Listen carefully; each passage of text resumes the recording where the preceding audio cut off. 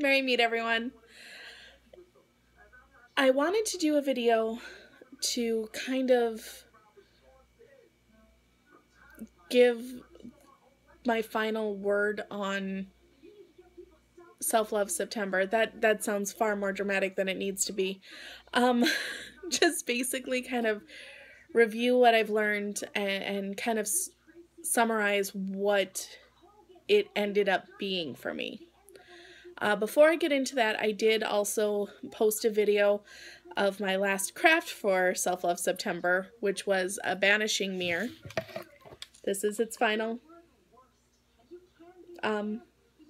thing. So I wrote the spell on the mirror. So every time I kind of look at it or look within it, all negativity should be pulled from me and get trapped in the mirror with the herbs that are in it. So yeah. So that is that. If you have not yet watched that video, I suggest it so you know what I'm talking about. Anyway,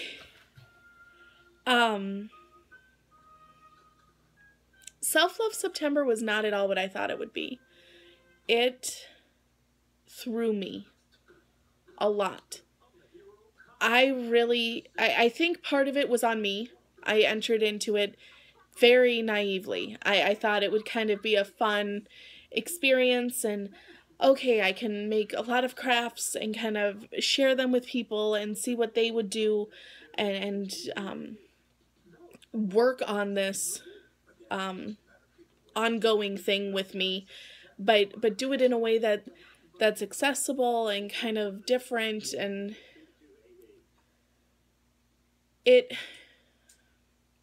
in looking back, if I had done that for Self-Love September, it would have been white noise, for lack of a better phrase. It's very much what I do now. It's very much my normal practice. And not that there's anything wrong with that, but I don't know that it would have had the imprint, the impression. It wouldn't have done as much work as what actually happened. So I'm very glad with how it turned out, even though, you know, it resulted in this idea that, oh, I'll make a ton of videos and I can share it with people and see what they do and we can kind of connect and have this dialogue about self-love and it will be very interactive and this and that. And really, Goddess decided, no, this is an internal thing for you, Jude. You need to look within at this point. You're not to the point where you can share so much of it because you're still learning so much of it. And she was pretty brutal about it. The first week of September, and if you've watched my videos, you know, I entitled that video, Self-Love Starts with a Storm. And it was 2 days of just complete devastation. And that sounds dramatic. It was dramatic. It truly was. I don't know that I've experienced that before. I am going to kind of touch on that. I apologize, this video might get a little long, but I feel like to do Self-Love September proper honor, I do need to go into it. I was perfectly fine that day. I went into work. I had just made my self-love honoring stone, which I even am holding on to now. It's a thing. And I felt good. I felt warm. I felt fuzzy. Everything was good to go. I was working, plugging away, and listening to YouTube channeling Eric, and I believe they were discussing the afterlife. And it seems like a really decent place. Good things. And suddenly I heard this voice in my head. And when I say I hear a voice in my head, I don't... It's really odd to explain. It's not like I'm hearing voices and going crazy, so to speak. It's not that. it is very much more just kind of this inner spirit speaking to me, although this voice was not anything I'd experienced before. It was very, very negative, and I attribute it to self-doubt. It was my self-doubt kind of taking the reins and being like, hey, this is a thing. This is happening. And I let it. Anyway, the voice said, in looking or listening about the afterlife and hearing how it's a good thing and not to fear it and such, that voice said, you realize this is for everyone else but you, right? And without hesitation, I just immediately, yeah, I know. It is a fear that I have had my entire life. I believe in an afterlife. I believe in, heaven or Summerland or Valhalla, or however it is that you see the afterlife. Whatever it is for you, that is what I think you will see. At least until your energies kind of reconnect to their actual state or what we truly are, and then it might change. But whatever our living belief of the afterlife is, that's what I think we carry on to the afterlife. That's just what I believe, because I do have this idea that all paths are valid. I can't say to someone that they're wrong with their belief structure, because I don't believe that. I don't think that. So in the same breath, afterlife should follow suit. And this is true of everyone I meet, except me. For some reason in my head, ever since I was a little girl, it was, there could be an afterlife, but I won't see it. It will just be darkness, and I won't even realize it's darkness. That is what I have always believed / feared. And so when that voice said that, it wasn't anything new. I'd thought it for years. And so I just, of course, went, yeah, I know. And as soon as I accepted that, as soon as I replied, yeah, I know, as soon as I gave it that approval of sorts, the floodgates were opened. It was like a wrecking ball, destroying everything that I held dear, everything that I built my life on, everything I defined myself as. Spiritually, it was, I believe in Helen Carnunas, and they are my matron and patron deity, and instantly, really, because they came to you in a dream. You couldn't have just had an overactive imagination that night. It couldn't be wishful thinking, because seriously, what god or goddess would want to deal with you? I had just started a YouTube video channel, and at this point I had no subscribers because I was, brand spanking new, and it instantly attacked that, and now you have a YouTube channel? Really? Who's going to listen to you? Who's going to talk to you? What do you have to offer that hasn't already been offered by someone else who's more knowledgeable than you?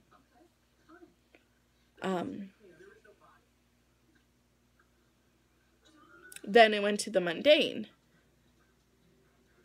And as hard as spiritual was to take, and it was terrible, mundane killed me in a way I didn't expect. It took titles that I was proud of, achievements that I had, and it just belittled and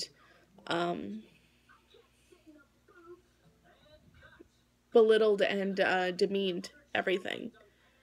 I'm very proud of things in my life. I think I've accomplished a decent amount, and in this voice made it into nothing. And I went home, and that was it. It was there is nothing after this life. There is no good that will come of it. Whatever I do in this life, there is no good, there is no bad. It just is. I am basically a science experiment run amok. And 2 days of living that way. And it might not seem like a big deal to anybody else. I can't describe to you the devastation that it caused with me. I really can't. I can't find the words strong enough to explain. And it really makes it weird because, okay, so what ultimately happened? Someone made you think there isn't an afterlife. Or something made you believe there wasn't an afterlife. And that caused everything in your life to be shaken. You know, atheists don't go through this, and nihilists don't go through this. My only thought process on that is it works for them. You know, even my guy, he believes in science. He believes, you know, you see the sunrise, you see the sunset, this is why. It isn't some magical thing, it's science.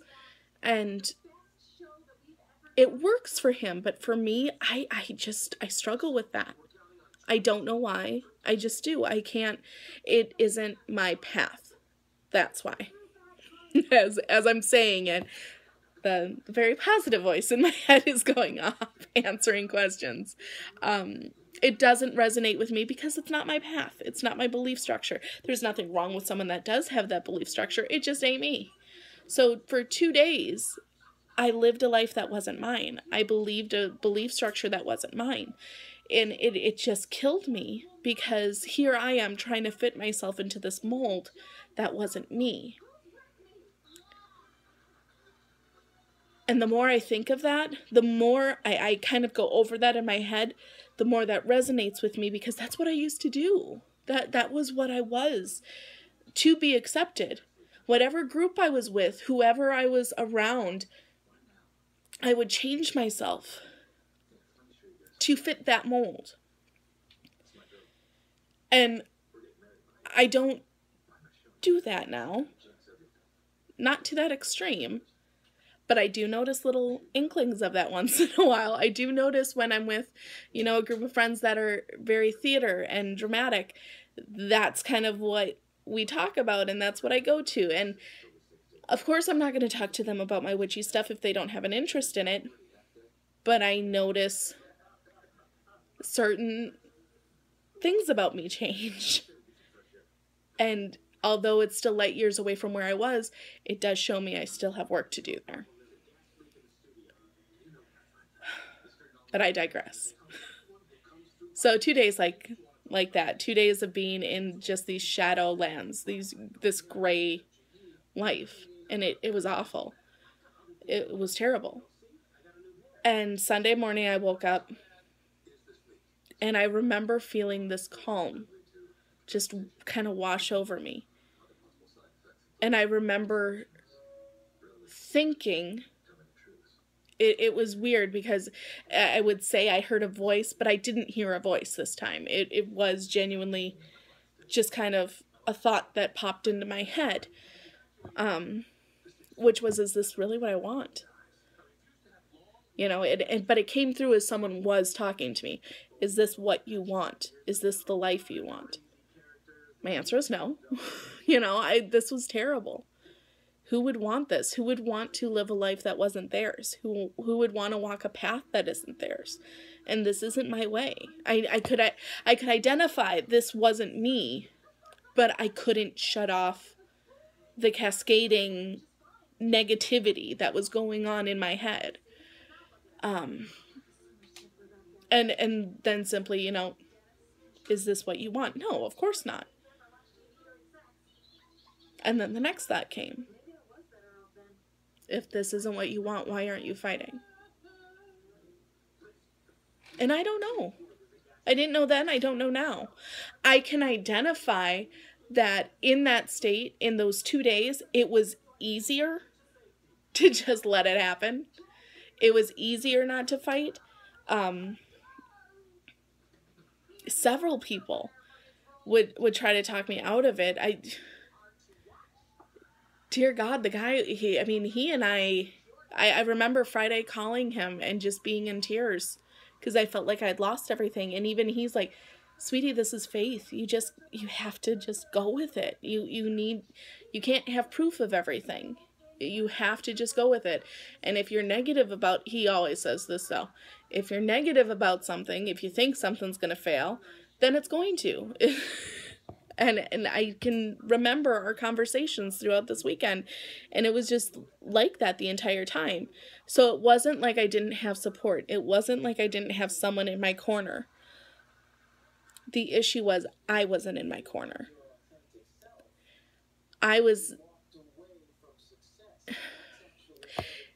It's easier if you don't have any expectations of yourself. If you don't expect yourself to do anything, you don't have to do anything. You know, you don't want to go to work? Okay, then don't. And by not going to work, you won't have a job. You will have to live off of someone else. You will have to find something, beg or mooch or what have you. And not that I'm casting any sort of judgment on anyone that does have to beg or ask for help, because certainly I've been there. I get that. And I can't imagine extreme poverty where you are homeless or you are on the street. I'm so not comparing it to that. I'm comparing it, I'm saying people that are able-bodied, people that have every opportunity to them. I'm talking about myself. Myself as a person, I have every opportunity to make something of myself. I have every opportunity to do what I want to do in life. I have the ability, I have the power, I have the energy, but it is hard. And at that point, because I let negativity become what was guiding me, I was choosing the easy way. It's easy to just submit. It's easy to just say, you know what?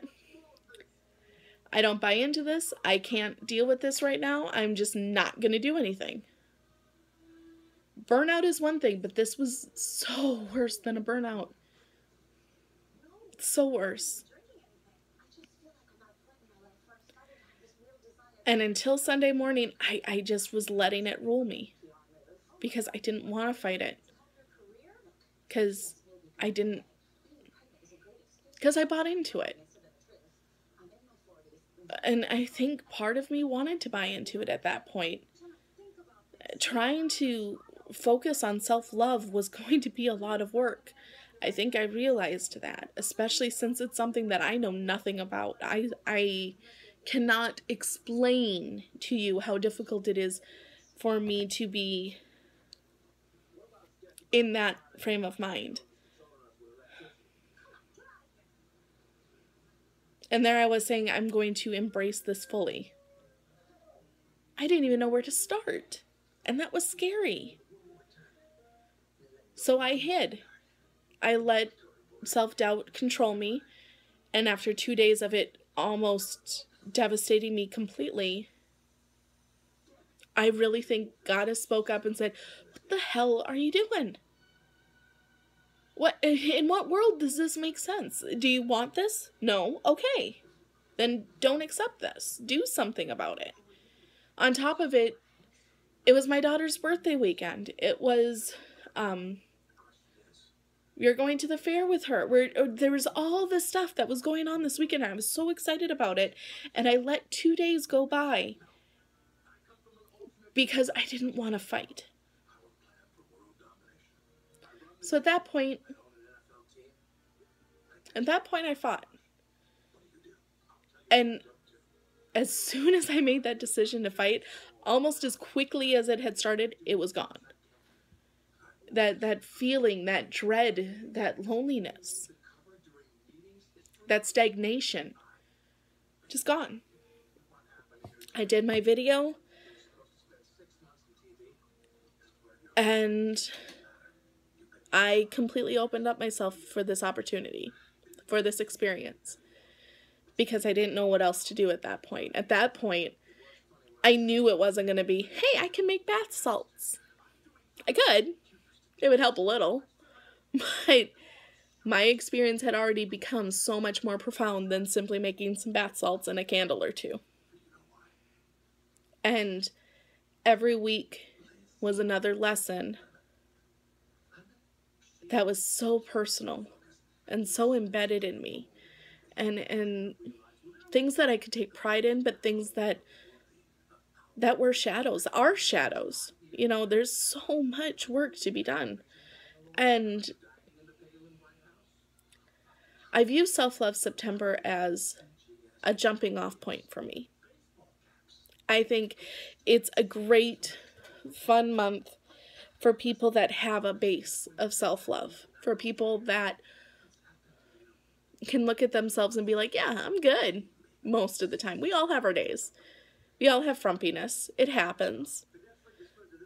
But for me, even when I look cute, I usually have at least 12 deprecating comments to make about myself. It's just how I am. And it gets very destructive at times. As I said in week 3, it became very much about acknowledging negative patterns in people that I associate with, as well as myself. There are people that are amazing and great people, but I do know they have the capacity to use me. And I allow it because I want to have friends. I want to have friends that I can call my own. And is that really worth sometimes getting used? And just because it's sometimes now doesn't mean that that can't change for the good or the worse. So maybe that's something I need to look at. And then there's the acknowledgement of who I used to be and having to accept that and then let it go.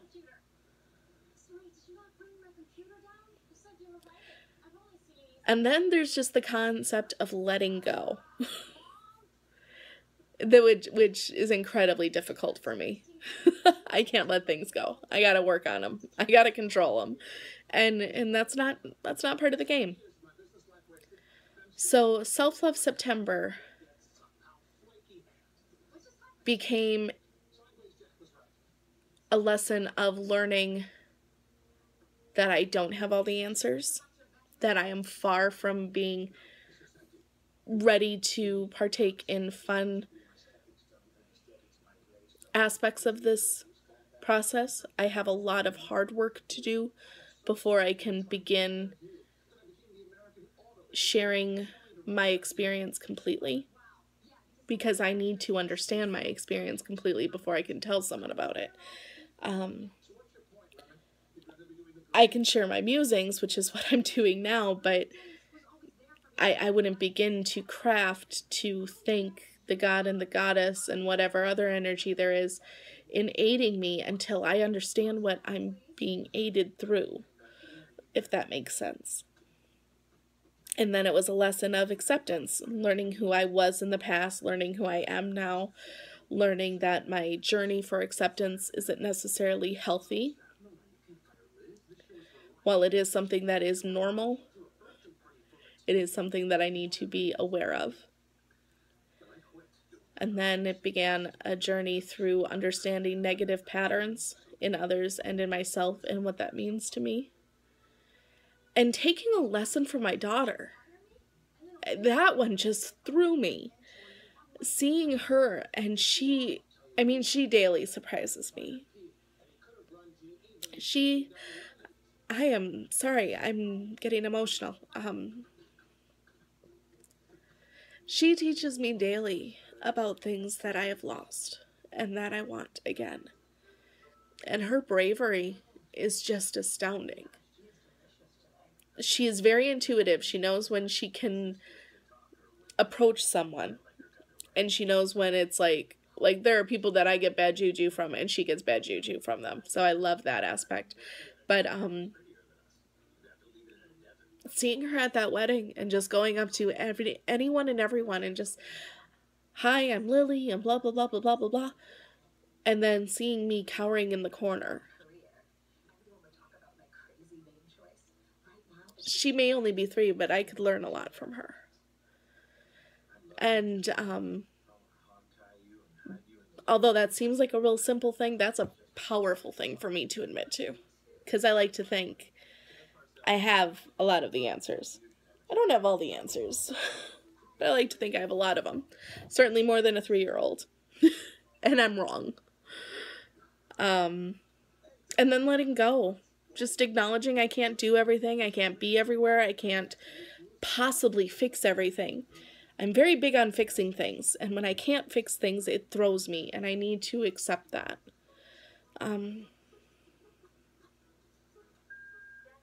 So yeah, this Self-Love September was a lot about acceptance. It was a lot about shadow work. It was a lot about looking within for the answers. And doing what's right, not what's easy. And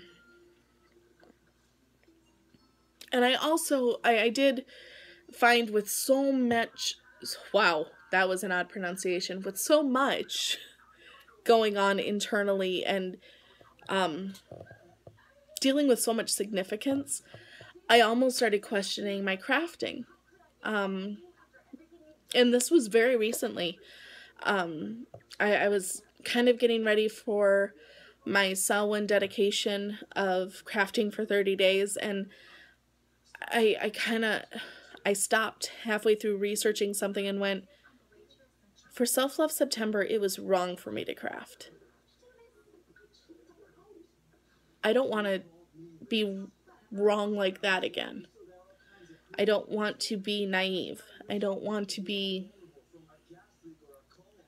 a fluffy bunny, so to speak.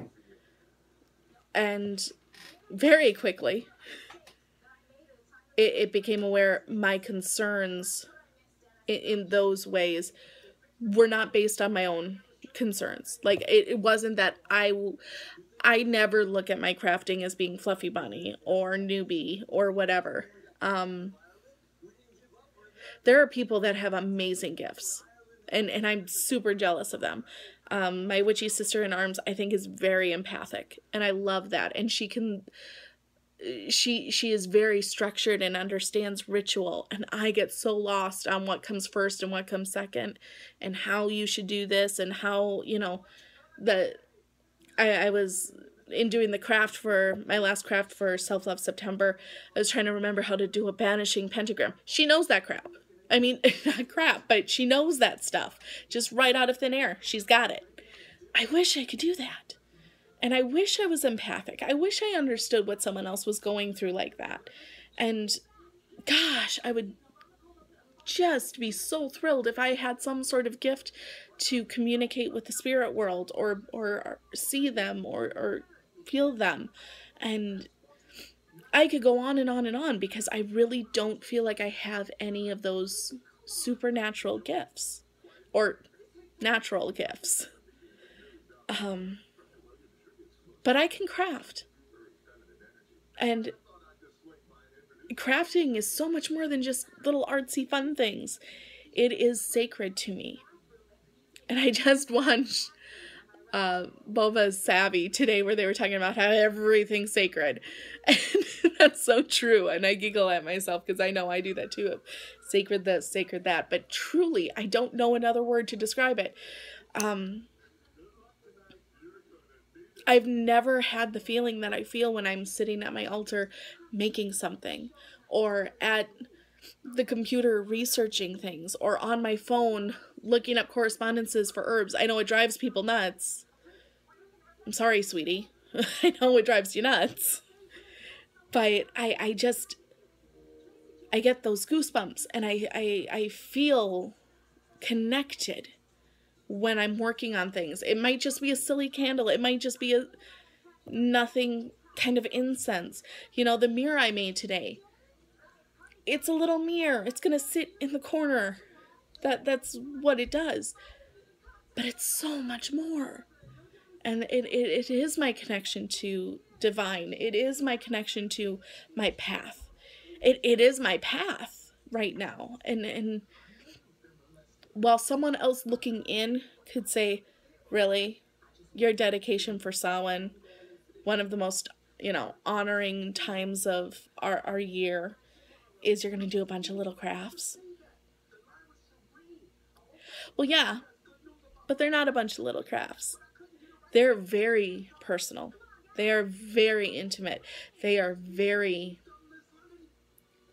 much a part of me. And that is something that I learned on 30 Days of Magic. and it was reaffirmed with Self-Love September. Because I had that moment of, oh crap, I can't do crafts anymore. Because I was going to do crafts for this and you said no. It was pretty clear you said no. And it was, no. It's just, you weren't ready. You aren't trying to connect with the divine for Self-Love September. You're trying to connect to yourself. You're trying to give yourself that honor. To give yourself that honor, you need to like yourself. Screw that. You need to love yourself. And you don't. So let's work on it. That is what it was. I am probably yammering and kind of off on all different tangents right now. I'm trying to think of everything because it just was so intense and insane, but in the best possible way. And September is leaving and I am so ready for October. But I am so thankful for September.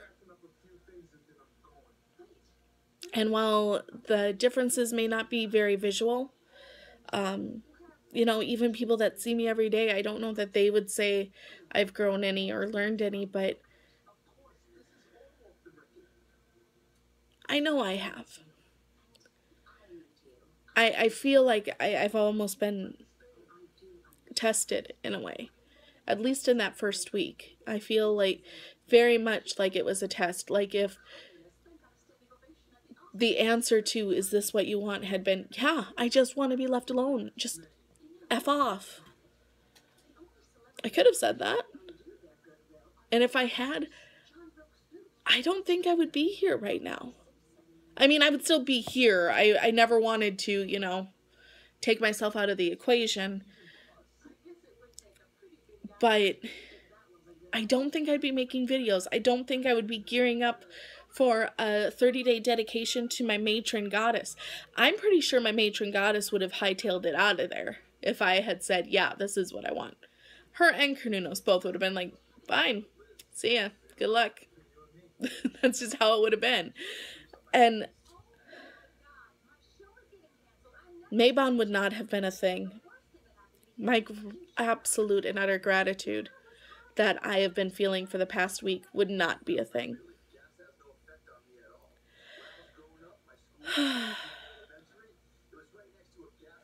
Self-Love September was very cleansing. It was painful. It was hurtful. It sucked in a lot of ways.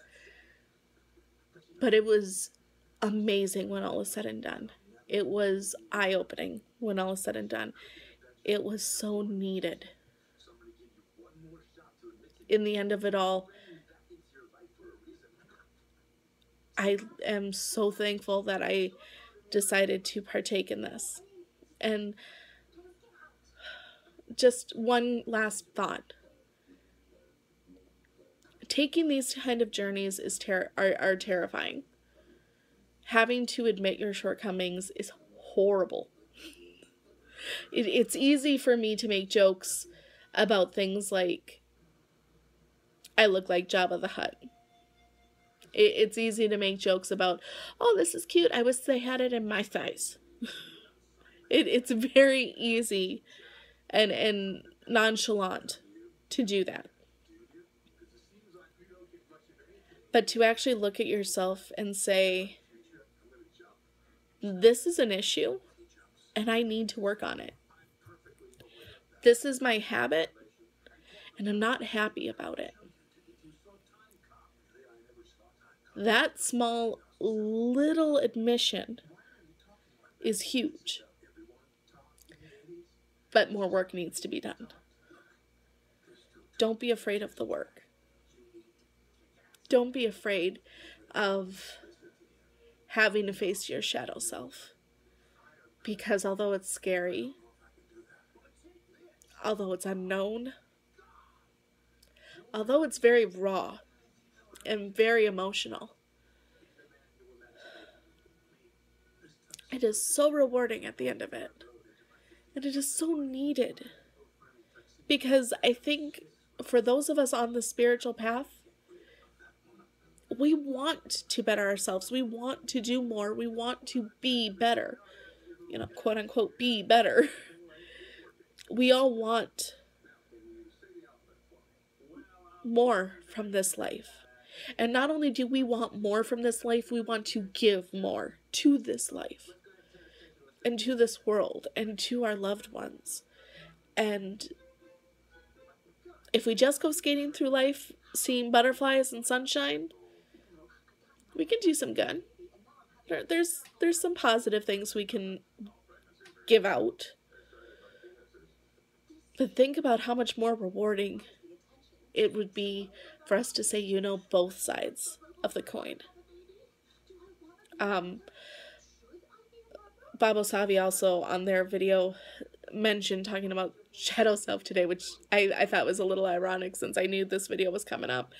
And they made the correlation of AA, and that some of those people who are in AA, who battle it out, who get to the end and are sober for however many years, they are the best people to lead others out of that darkness. That is the perfect analogy for how confronting your shadow self and owning it, owning your shadow, I think they put it in those terms, how owning your shadow can be rewarding not only for you but for others. That's how you share yourself. That's how you share your light. By saying, dude, I know exactly where you are because I've been there. Not being ashamed of our downfalls, but not celebrating them per se, but acknowledging them, accepting them as part of you. And if they're not serving you, if they're not healthy, working your way through them. Don't be afraid of that. Accept that challenge. Accept that journey. Because although you'll question it the entire way, although you wish you were back in bed sleeping, although you wish you could just ignore it, once you acknowledge it, at the very least, acknowledge it and own it, you already feel so much more of a whole as a person, if that makes sense. So yeah, self-love September was an intense journey, but one that I would strongly suggest to anybody. And for those of you that did partake in self-love September, keep it up, keep going, because there's always something we can do. And at the risk of sounding like Stuart from Saturday Night Live, we deserve it. We're good people, gosh darn it. I kind of flipped it there, but you know what I mean. And for those of you that didn't partake in Self-Love September, it doesn't need to be just 1 month. I mean, for anyone, it doesn't need to be for just 1 month. Try it out. If you don't want to dedicate a month to it, do a week. Do a day. Do something. And it doesn't need to be this huge shadow working deal. That was just where my path led me.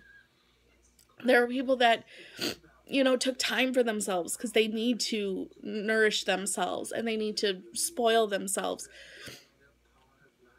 And that's where their journey took them. Explore it. See what's out there. And share it.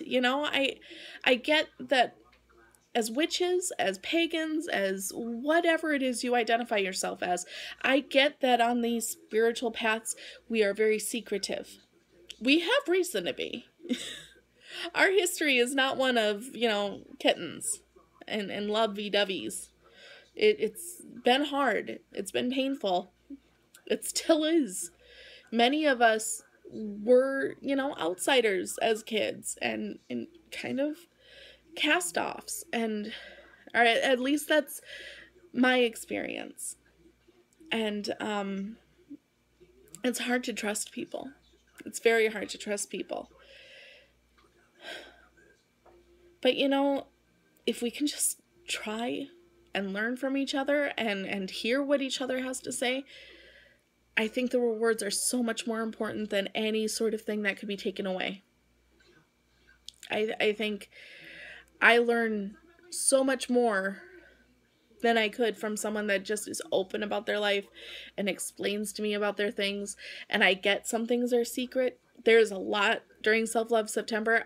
I can kind of talk in generals about things, but there's a lot that right off the bat, it's like, hey, this is just for you. This is just between you and me.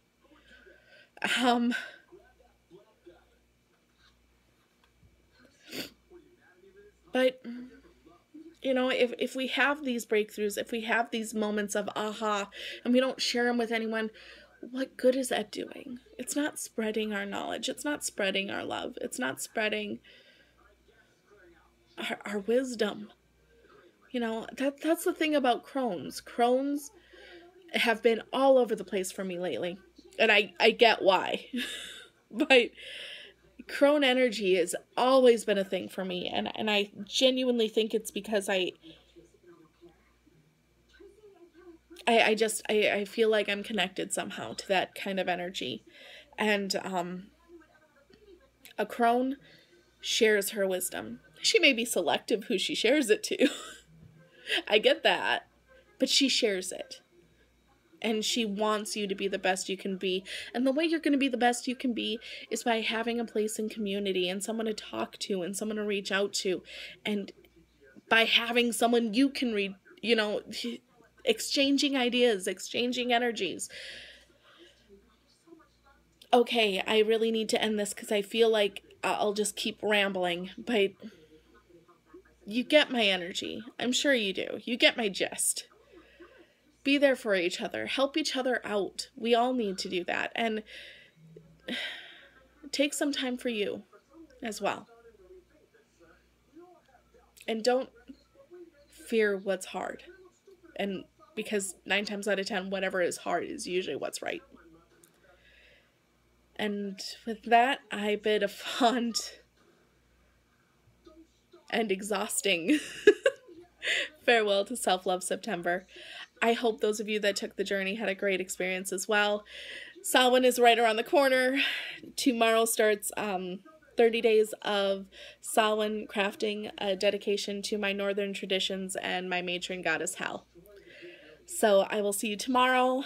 Same bat time, same bat channel.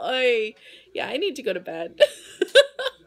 Thanks as always for watching. If you made it through the whole 40 some odd minutes, I heart you as always.